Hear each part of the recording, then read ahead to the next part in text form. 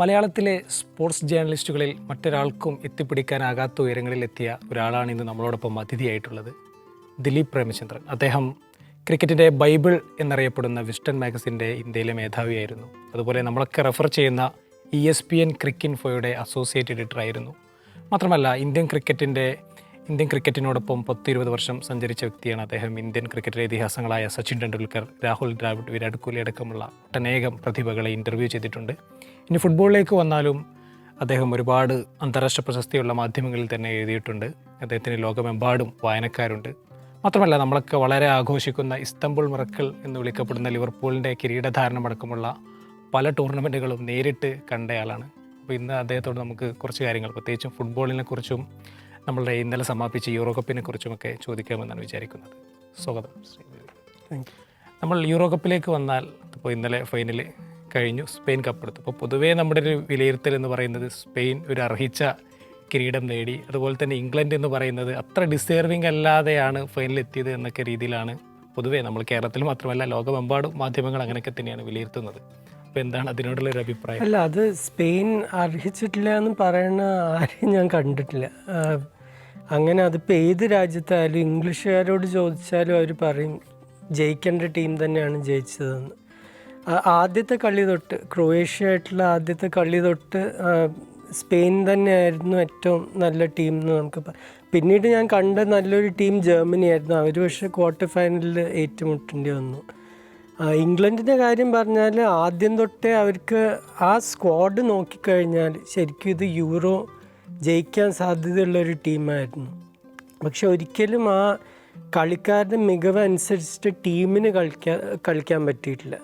ഇപ്പോൾ മെഡ്രിഡിന് കളിക്കുന്ന ജൂഡ് ബെല്ലിംഗമിനെ അല്ല നമ്മൾ കണ്ട്, മാഞ്ചസ്റ്റർ സിറ്റിക്ക് തിളങ്ങണ ഫിൽഫോർഡിനെ അല്ല കണ്ടത്, ബുക്കായോ സാക്ക ആർസണലിന് കളിക്കണ പോലെ ഇംഗ്ലണ്ടിന് കളിക്കാൻ പറ്റിയിട്ടില്ല. ഹാരി കെയ്ൻ അതേപോലെ കഴിഞ്ഞ സീസൺ ബയൺ മ്യൂണിക്കിൻ്റെ എല്ലാ സ്കോറിംഗ് റെക്കോർഡും തകർത്തിട്ട് ഇപ്രാവശ്യം യൂറോയിൽ കാര്യമായിട്ടൊന്നും ചെയ്യാൻ പറ്റിയിട്ടില്ല. അപ്പോൾ ആകെപ്പാടെ ഒരു ടീമായിട്ട് അവർക്ക് അങ്ങനെ ക്ലിക്ക് ചെയ്യാൻ പറ്റിയില്ല.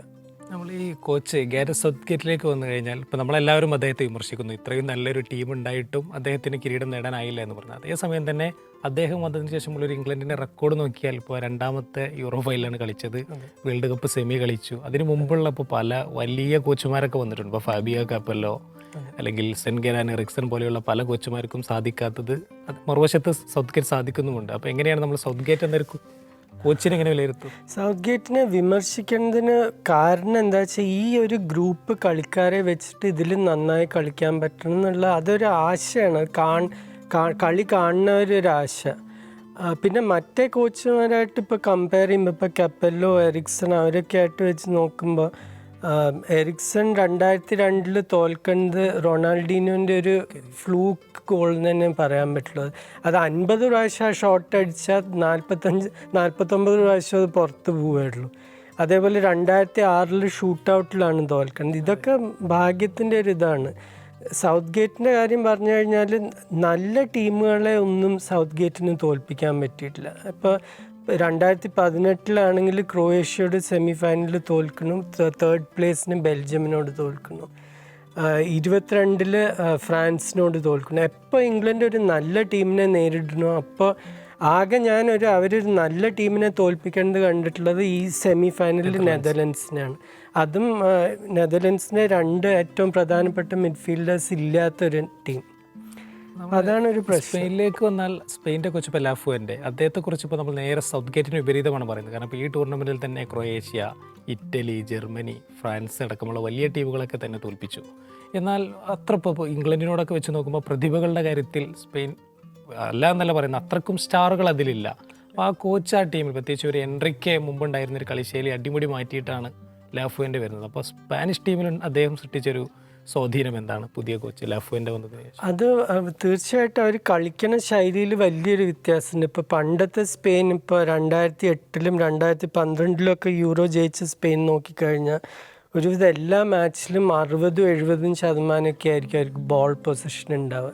ഇപ്രാവശ്യം പല മാച്ചിലും 50-52 അങ്ങനെയൊക്കെ ആയിരുന്നു. അപ്പോൾ ആ ഒരു ബോൾ എന്തായാലും നമ്മുടെ വശത്ത് വേണമെന്നുള്ള ആ ഒരു എന്താ പറയുക ഒരു ഇൻസിസ്റ്റൻസ് ഇപ്പം ഇല്ല ഈ ടീമിൽ. പിന്നെ അവർ കുറേം കൂടി ഒരു എന്താ പറയുക ഒരു സെൻറ്റർ ഫോർവേഡിനെ വെച്ച് കളിക്കുക ചെയ്യുക അധിക കളി. പിന്നെ ഡെലഫ്യൂൻ്റെ 5 കൊല്ലം അണ്ടർ-19 കോച്ചായിരുന്നു, 4 കൊല്ലം അണ്ടർ-21.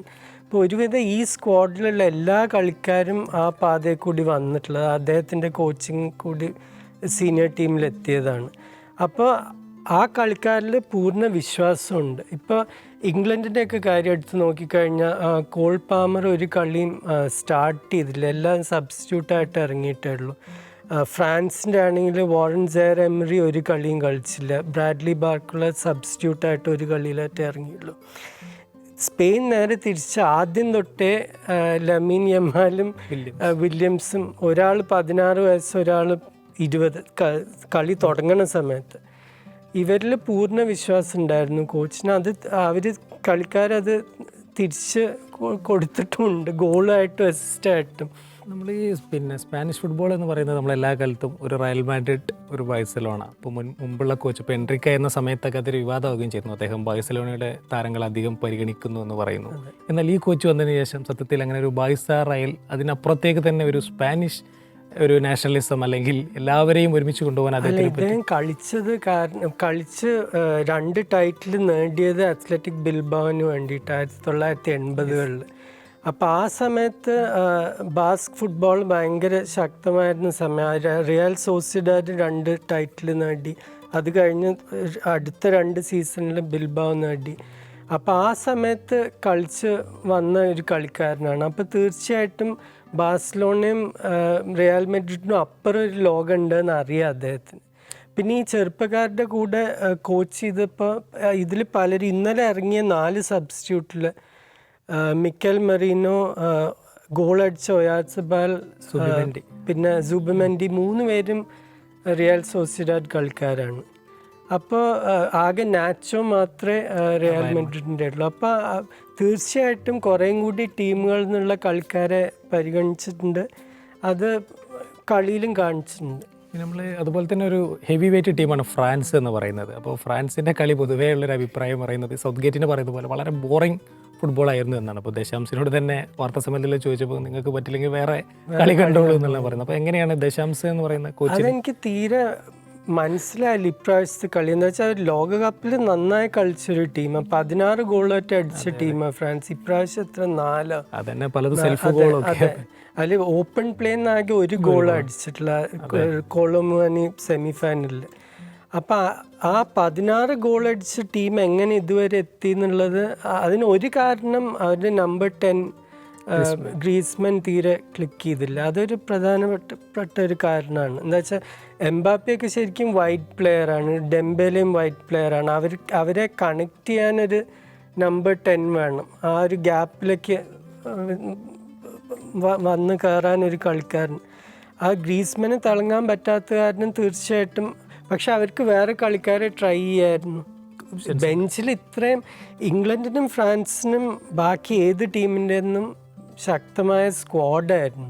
ആ 26 പേരുകൾ നോക്കിക്കഴിഞ്ഞാൽ ഒരുവിധം എല്ലാവരും ടോപ്പ് ടീമിന് കളിക്കണ കളിക്കാർ. അതേപോലെ പോർച്ചുഗലും. ഈ 3 ടീമും ശരിക്കും അവരുടെ സ്ക്വാഡ് വെച്ചിട്ട് ഫൈനലിൽ എത്തേണ്ട ടീമുകളാണ് ഇത് 3. നമ്മളിപ്പോൾ ഈ പോർച്ചുഗലിൽ പറഞ്ഞപ്പോൾ നമ്മൾ ചോദിക്കാനുള്ള ഒരു കാര്യം റൊണാൾഡോയുടെ ഒരു പെർഫോമൻസ് ആണ്. അദ്ദേഹത്തെ ഒരു യഥാർത്ഥ രീതിയിലാണോ സത്യത്തിൽ കോച്ച് വേൾഡ് കപ്പിന് ഉപയോഗപ്പെടുത്തിയത്? അല്ല, റൊണാൾഡോനെ എങ്ങനെ ഉപയോഗിക്കേണ്ടതെന്ന് കഴിഞ്ഞ ലോകകപ്പിൽ ഫെർണാണ്ടോ ഡോസ് സാന്റോസ് കാണിച്ചതാണ്. സബ്സ്റ്റിറ്റ്യൂട്ടായിട്ട് ഇറക്കിയിട്ട് എന്നാൽ വല്ല ഇമ്പാക്റ്റും ഉണ്ടാവുമായിരുന്നു. ഇതിപ്പോൾ 90 മിനിറ്റും റൊണാൾഡോ എല്ലാ കളിയിലും 90 മിനിറ്റും കളിക്കണം എന്ന് പറഞ്ഞാൽ അത് ഈ പ്രായത്തിൽ അത് സാധ്യമല്ല. എന്ന് വെച്ചാൽ ഡിഫൻഡേഴ്സൊക്കെ 15 കൊല്ലം ചെറുപ്പമാണ് റൊണാൾഡോൻ്റെ ഒന്നും. തീർച്ചയായിട്ടും അവരെ ഔട്ട് റൺ ചെയ്യാനൊന്നും ഉള്ള ശേഷിയില്ല. അപ്പോൾ പിന്നെ പോർച്ചുഗലിന് എത്രയോ നല്ല മുൻനിരയിൽ കളിക്കണ എത്രയോ നല്ല കളിക്കാരുണ്ട്. ലിവർപൂളിൻ്റെ ജോട്ട, പെഡ്രോ നെറ്റോ, വേൾഡ് കപ്പിൽ ഹാട്രിക് അടിച്ച ഗോൺസാലോ റാമോസ്, ഇവർക്കൊന്നും സ്റ്റാർട്ടിങ് ചാൻസ് കൊടുക്കാതെ എല്ലാ കളിയിലും റൊണാൾഡോനെ തന്നെ സ്റ്റാർട്ട് ചെയ്യണമെന്ന് പറഞ്ഞാൽ അത് മനസ്സിലാക്കാൻ പറ്റാത്ത. നമ്മൾ ഈ റോബർട്ടോ മാർട്ടിനസ് ആണല്ലോ പോർച്ചുഗലിലെ കോച്ച്. അദ്ദേഹം വരുന്നത് ബെൽജിയത്തിൽ നിന്നാണ്. അതായത് ബെൽജിയത്തിൻ്റെ ഒരു ഗോൾഡൻ ജനറേഷൻ. അപ്പം പലരും പറയുന്നത് ആ ജനറേഷനെ കിൽ ചെയ്തയാളാണ് മാർട്ടിനസ് എന്ന് പറയുന്നവരുണ്ട്. അതിന് മറുവശങ്ങളുമുണ്ട്. അപ്പോൾ അദ്ദേഹത്തിന് പോർച്ചുഗലിന് കൂടെയും ഒരു സമാന വിധി തന്നെയാണ് അദ്ദേഹത്തിന്. അല്ല, ബെൽജിയത്തിൻ്റെ കൂടെ അവർ കുറേയും കൂടി തീർച്ചയായിട്ടും ജയിക്കും. ഇപ്പോൾ 2016 യൂറോ ജയിക്കേണ്ടത് പോർച്ചുഗൽ, അത് അത്ര നല്ലൊരു പോർച്ചുഗൽ ടീമൊന്നുമായിരുന്നു. ആകെ 2 കളിയൊക്കെയാണ് നോർമൽ ടൈമിൽ ജയിച്ചിട്ടുള്ളത് അവർ. അതെ, ആ കൊല്ലം ശരിക്കും ബെൽജിയം ജയിക്കേണ്ട അവർ വെയിൽസിനോടാണ് തോൽക്കണം 3-1. അതിനൊന്നും ഒരു കാരണവും ഒരു കോച്ചിനും അതിന് കാരണം പറയാൻ പറ്റും. വെയിൽസിൻ്റെ ആണെങ്കിൽ ഒരു ഗാരത്ത് ബേലിനെ മാറ്റി നിർത്തിക്കഴിഞ്ഞാൽ ബാക്കിയൊക്കെ 2ാം ഡിവിഷനിലൊക്കെ കളിക്കുന്ന കളിക്കാരാണ്. എനിക്ക് തോന്നുന്നു ജോ ആലനും ആരൺ റാംസിയും ബേലും മാത്രം 3 പേര് ശരിക്കും ഒരു ടോപ്പ് ക്ലബ്ബുകളിൽ കളിച്ചിട്ടുള്ള ആൾക്കാരുണ്ടായിരുന്നുള്ളൂ. ബാക്കിയൊക്കെ 2ാം നിര 3ാം നിര അങ്ങനെ കളിച്ചിരുന്ന കളിക്കാരാണ്. അപ്പോൾ അവരോട് പോയി തോറ്റു. പിന്നെ അതേപോലെ 2018 വേൾഡ് കപ്പിൽ ബ്രസീലിനെ തോൽപ്പിച്ചു. അതാണ് മാർട്ടിനസിൻ്റെ കാലത്തുള്ള ഒരു വലിയൊരു ജയം എന്ന് പറയാൻ അതേ ഉള്ളൂ ശരിക്കും.